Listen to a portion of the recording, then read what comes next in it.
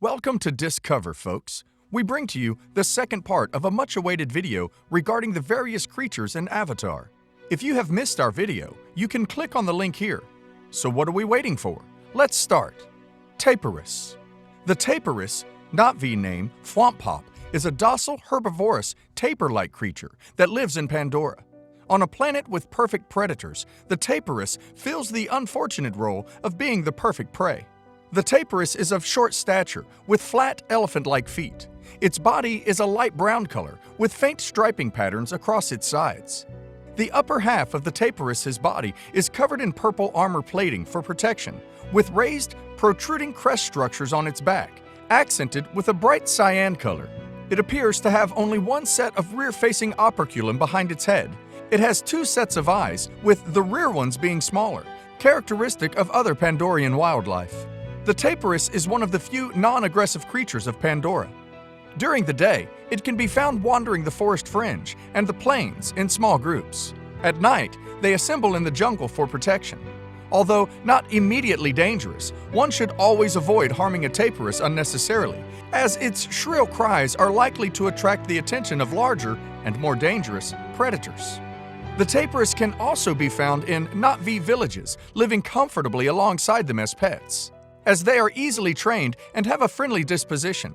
They are also sometimes used as food sources. Hammerhead Titanothere.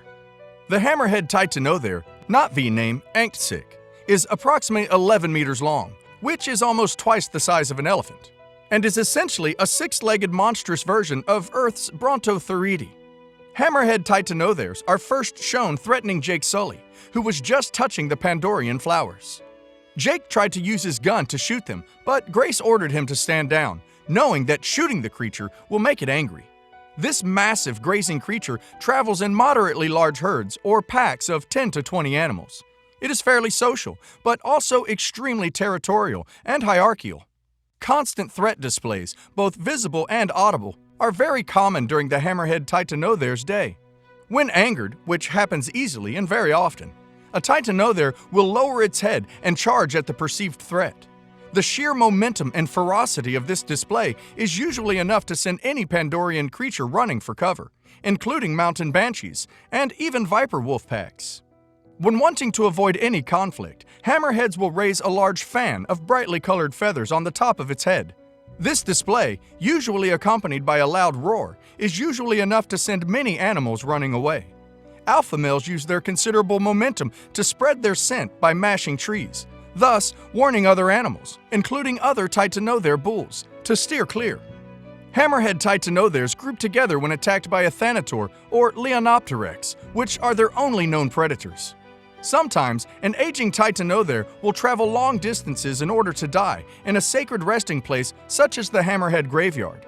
These sites are exceedingly rare. The animal's behavior is possibly due to the influence of Iwa.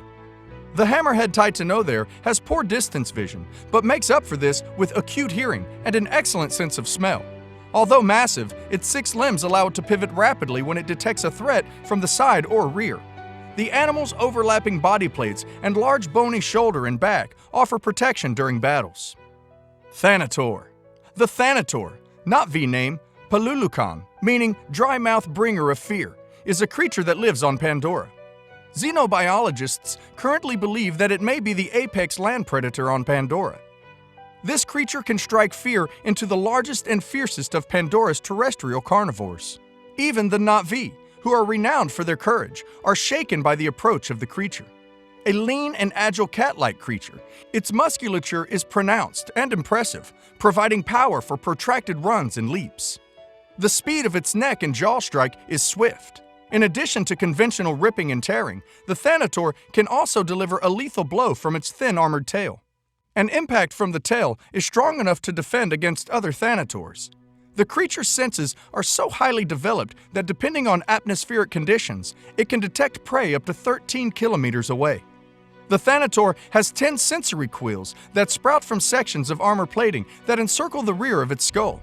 The function of the quills is still a mystery, but it has been hypothesized that they may be tied to an internal mechanism of prey location, possibly echolocation, or another sensory pinpointing system. It also has an armored neck and back, a massive distensible jaw, and 23-centimeter long sharp teeth. It has 6 long legs and 2 sets of opercula on each side of its neck. When sensing for prey or for threats, it can raise its front body and 2 front legs, standing on its 4 back limbs as it sniffs the air. The Thanator appears to be a lone hunter and prefers to hunt mainly at night. Dire horse. Dire horses, Na'vi name Potli, are nectarivores.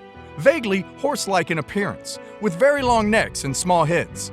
They are native creatures of Pandora. When wild, the animals move together in a loose herd through the forest. The dire horse, as with most native creatures of Pandora, has 2 long thin antennae, called a neural whip by humans, that emerge from either side of the top of the skull.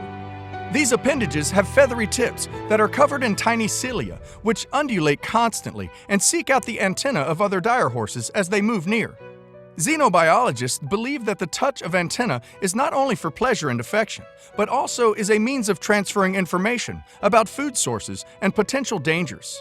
Herds often move in unison shortly after touching antennae. The animals are easily startled and, when all 6 legs are working in unison, can reach 95 kilometers per hour. The Na'vi are excellent riders, and the dire horse, with its 6 legs, is a swift and nimble mount that is well adapted to the rugged Pandorian terrain. Like several other Pandorian animals, there are lines of operculi down the neck to increase the amount of air they can intake with each breath. It also has a sail-like mane that perhaps plays a part in signaling. Dire horses can be tamed to aid their riders in the hunt and in battle. To bond with, or in human terms, to break, a dire horse, a Na'vi must mount the animal and connect their neural cue to one of the animal's antennae, or neural whips. Once cue and antenna touch, the feathery tendrils automatically intertwine as if possessed of free will. Although the exact motivating force remains unknown, it is believed that the antenna may secrete a pheromone that evokes the unique intertwining. The dire horse are very easy to control. This frees up the Na'vi to use a bow and arrow during a hunt or battle. Unlike the mountain banshee, however, the neural link made between the rider and dire horse does not lead to a lifelong exclusive bond between Na'vi and animal. Although Na'vi have their favorite mounts, it is possible and permissible to ride another clan member's dire horse. They have great leaping abilities too. Well, that's it for this video. Don't forget to like, share, and subscribe.